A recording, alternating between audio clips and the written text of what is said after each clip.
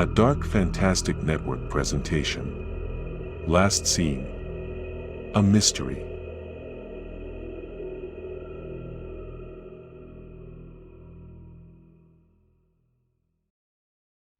Midnight.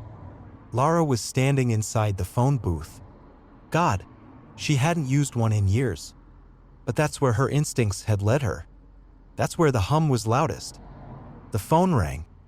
She didn't jump, didn't hesitate. She was at the right place at the right time. She didn't pick up the phone. Instead, she looked through the glass. Outside the phone booth, a few feet away, a figure in black, standing still as people walked on by. She got out of the booth. The figure was walking away. She followed. That story about the warehouse break-ins, do you have a copy of the most recent lead? William said to Mark. He was at the radio station.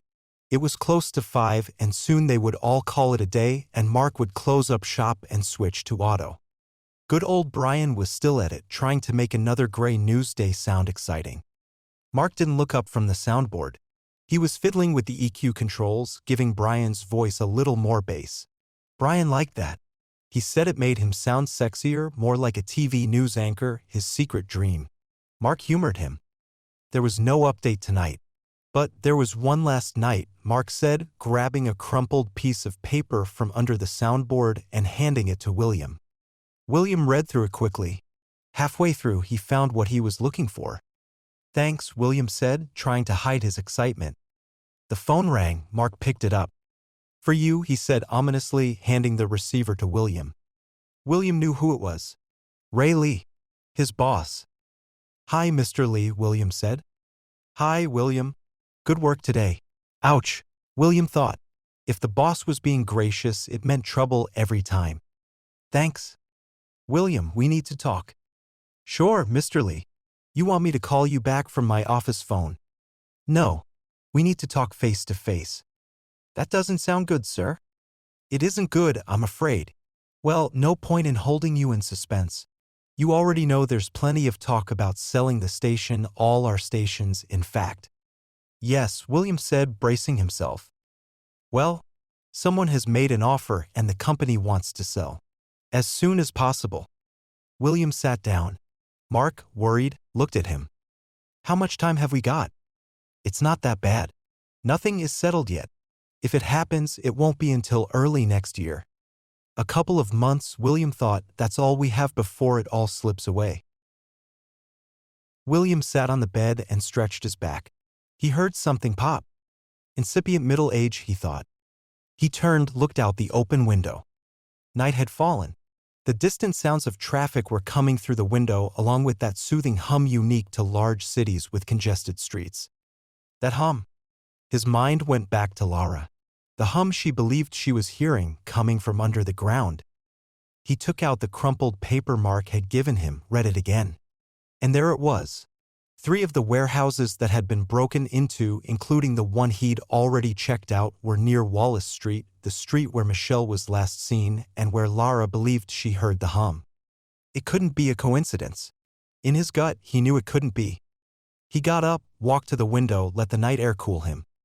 There was still the possibility that Michelle had vanished on purpose. That she was somewhere with people she cared about having the time of her life. From what he remembered about her and from what Lara had told him, Michelle was the kind of girl who could do something like that. She was impulsive, immature, and maybe a little selfish. He shook his head. Who was he fooling? It was too late to turn back now. This whole thing was too strange to let go of. And there was a dark edge to this story. He felt it in his bones. No, there was foul play here and he had to follow the trail at least for a little while more. It would be dangerous. Of that he was sure. He instinctively turned to look at his desk at the bottom drawer. He had to face reality. He had to be ready. He went to the desk, opened the drawer. And there it was, laying there. The smell of oil and old steel wafted his way. He turned around, trying to avoid it. He could feel his scalp starting to sweat, the cold beads working their way down to the back of his neck. He didn't want to touch it. Not again. Not ever. But there was no going back now. He reached out and grabbed it with an unsteady hand. But the moment he touched it, it all came back. In his hand, the revolver belonged. "Hello?" William said groggily. The phone ringing had woken him up from a light doze. He was sitting in the chair next to the desk, the window at his back letting in a cool, soothing breeze. "Billy, is that you?" "Yeah. You sound weird. Who is this?" William said, rubbing his eyes, straightening up in the chair. "It's Cooper," he said, and William suddenly noticed how tense he sounded. "George Cooper," William said, surprised. "Yes. Listen, do you know where Lara is?" Cooper said. "No," William said, and just like that he was wide awake. "What's going on?" Cooper sighed. "I don't know. She told me she was meeting some friends, then just left. That was last night. I haven't seen or heard from her since. Do you know who she was meeting up with?" "She didn't say, but I heard her talking to John Carlton on the phone just before she went out." John Carlton, otherwise known as Johnny, William thought. "I've been trying to reach him, but he's not picking up. I think he might know where she is. Do you know how to get hold of him?" "Let me try calling him. I'll get back to you in a few minutes," William said. "Okay. Don't leave me hanging, Billy. I'm worried about her." "Sure thing, Cooper," William said and hung up. "Open up, Johnny," William said as he knocked on the door. Trying to reach Johnny by phone had been a bust, just like he'd expected. So there he was, standing before the door to Johnny's apartment. No sound, no movement from inside. William knocked harder. "Johnny, come on." The door opened halfway and William heard Johnny mumbling to himself behind the door and walking away. William went inside and closed the door behind him. The place was dark and smelled of old takeout. From the corner of his eye, William glimpsed Johnny entering the living room and plopping down on the sofa. William turned on as many lights as he could, then went to Johnny. He grabbed a chair and sat down facing him. "Johnny, you need to wake up." Johnny moaned, opened his eyes. They were bloodshot. He was obviously suffering from one hell of a hangover. "Let me be, man," he mumbled. His breath smelled of scotch. "Plenty of it." "Johnny, you have to get up. It's important. Lara is missing." No reaction. "Did you hear me?" "I said Lara is missing," William said, louder. "All right," Johnny said, then closed his eyes and turned on his side, his back to William now. "Johnny, do you know where she is?" "No. Cooper says he heard her talking to you on the phone last night. What did she say to you?" "None of your business," Johnny said, sullen. "Damn it, Johnny. Look at me." Johnny groaned, then turned to William. "Fine. You bully." "Did she say anything to you that might help us find her?" "No." "Nothing?" "I don't know," Johnny said, but William knew he was lying. "What did she say to you?"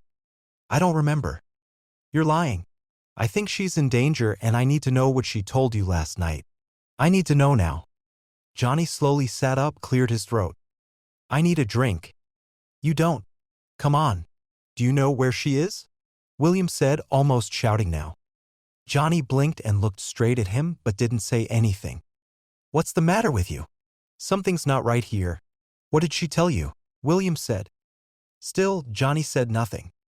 And William suddenly understood. "She told you everything, didn't she?" William said. Johnny laughed a short, bitter laugh. "Yes. About things going bump in the night." "And you believed her?" William said, trying to wrap his head around what was going on. Johnny looked away. "Why do you believe her?" William said. "Because I saw him. The man who took Michelle."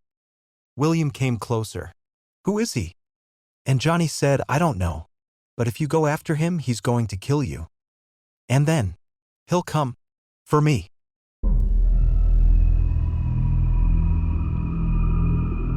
This has been Last Scene, a Mystery.